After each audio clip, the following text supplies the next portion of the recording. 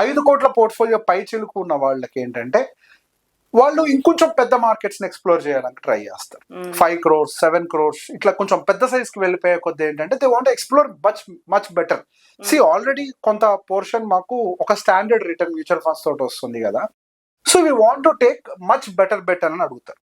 So అట్లాంటప్పుడు ఏమవుతుంది అంటే ఏఏఎఫ్ విల్ కమ్ ఇన్ ప్లేస్. ఏఏఎఫ్ అంటే ఆల్టర్నేటివ్ ఇన్వెస్ట్మెంట్ ఫండ్స్. ఇందులో 3 కేటగిరీలు ఉంటాయి.